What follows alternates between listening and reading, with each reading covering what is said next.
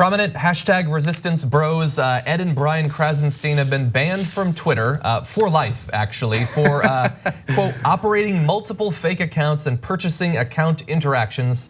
I would give you more details, but I don't have any. So it sounds like they were using accounts, sort of sock puppet accounts. Nancy Pelosi, like, you got it. Oh no, don't edit that together. Oh no. And also account interactions, which could be likes or retweets or comments or whatever. I don't think it directly says that they're buying followers. I wouldn't rule it out though. If you're not familiar with the Krasenstein brothers, I envy you. No, but also you've probably come across them. They're not breaking laws, they're not Jacob Wohl, they're not the worst people in the world, but they were annoying and kind of shallow on Twitter, and they would reply to everything that Donald Trump put out there. And yeah, so I want to show a little bit about the argument for why they needed to be removed, and then also an image that I know Nando is excited about. Yes. That was, I think, peak Krasenstein. Yes. So Twitter says the Twitter rules apply to everyone. Operating multiple fake accounts and purchasing account interactions are strictly prohibited. Engaging in these behaviors will result in permanent suspension from the service. If you want to maintain a Twitter presence, you can't do this sort of stuff. You can advocate for Nazi policies. You just can't do this sort of stuff if you want to stay on Twitter. Yeah, I've got to jump in there. I love that rule. They say they're going to apply it to everybody. Can't wait. So here's what I want you to investigate. All of the political campaigns, the Democratic ones and the Republican ones, because I would be shocked if they were not using multiple fake accounts and purchasing account interactions. And you say that'll result in a permanent suspension. You're really going to do a permanent suspension of Donald Trump's campaign? Are you going to do a permanent suspension of Joe Biden's campaign if it turns out they're using sock puppets and these things? Look, I see it every day. You can tell a clear pattern of bots when you see one. They'll quote the same articles that are from a long time ago that no actual human has access to at the tip of their fingers. They'll say similar things. I've seen it a million times, and the campaigns definitely use them. So Twitter, I'm challenging you to investigate Democratic and Republican campaigns. So if you really mean it, because I'm not sure I believe you. I think that you are doing this. You had to act on some of the outrageous things that the right wing was doing. Then you had to find a left wing, anyone to ban on the left wing so you could say you're neutral. But I don't think you actually want to challenge power. And I don't think you want to actually apply these rules to everybody, because if you did, you'd probably have to ban at least half the campaigns from Twitter. Yeah. Keep it real, and I'd love for them to answer, are they investigating the campaigns or are they not?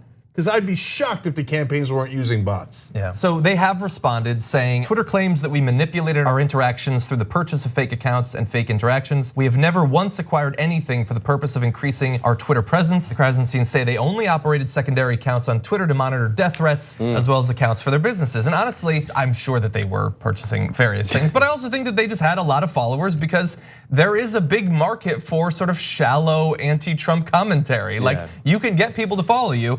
And in fact, they had a lot of followers.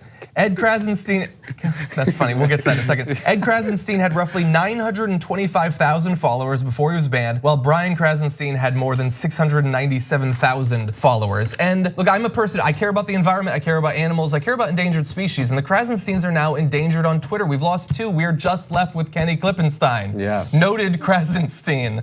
And it's sad. He's only at 113,000 followers. He's the least successful of the Krasenstein. So go follow Ken Klippenstein on Twitter. He's a great reporter. So the reason we're joking around about that is for what, I guess because the names are somewhat similar.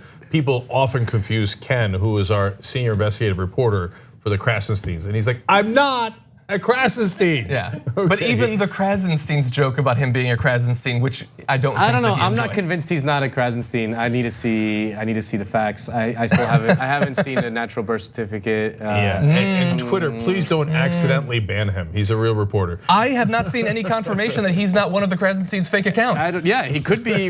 He could be just. Then he's doing great reporting. Then they're doing great reporting, and I didn't know it. I want to show you one more thing because I want to make clear that so they've been banned. I have been annoyed with them historically. Really, I couldn't tell. But they're by far not the worst people in American politics. I'm not trying to make that case.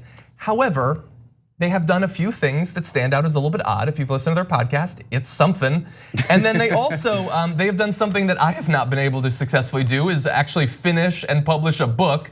So Ed Krasenstein had tweeted this after some criticism of an image in their kids' book. I love how people are trying to attack at Krasenstein and I for including a muscular superhero in our kids' book, saying it's a quote fetish picture book. I guess it's wrong for the Hulk, He-Man, and Ninja Turtles to all be muscular heroes too. Check it out. And yes, that's Robert Mueller because it's that sort of book. Outfit.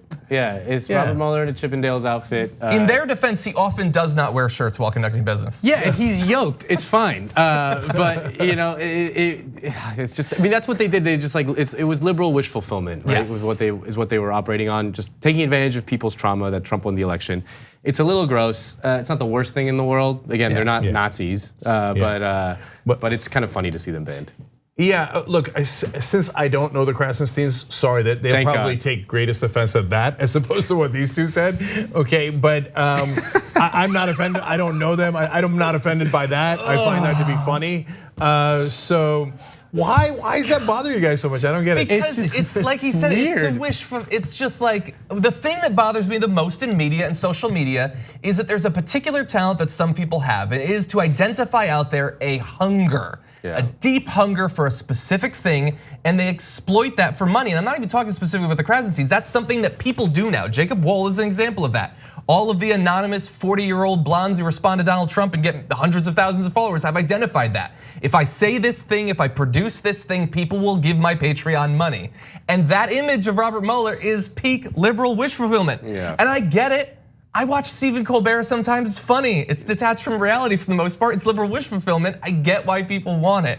And they have monetized that up until now better than the vast majority of people. All right, but I gotta say, I don't want false equivalency though. I mean, we mentioned Jacob Wohl. Jacob Wohl is a monster and a clown. Yes. Okay, Krasensteins do tweets you don't love. Okay, no, they're ultimately harmless. They're ultimately harmless. And it's not Klippenstein. Ken Klippenstein may be the biggest victim out of all of this. The ironic thing is the only person who's actually qualified to identify as if he's a Krasenstein would be Kenny Klippenstein, who's a great investigative reporter. Yeah, and last thing he's biased though. Look, the Krasensteins say we didn't do it. We didn't do these things that Twitter says we did. I have no idea who's telling the truth on that. So, if they have evidence, because I don't put it past any establishment organization at this point, Twitter, because of its size, et cetera, is in a sense, to do false equivalency on their own and to go, well, since the right wing are monsters, but they yell at us, we have to have a sacrificial lamb on the left wing side. So I don't know because I don't have access to the facts and information, and Twitter did not make them public, whether they actually did do these things and should be banned, or if they're sacrificial lambs. I don't know. Probably a bit of both. I think it's a bit of both. Yes. Okay, but you guys don't know either. Okay, like what you see? Click the subscribe button below and don't forget to ring the bell to never miss another video from the Young Turks.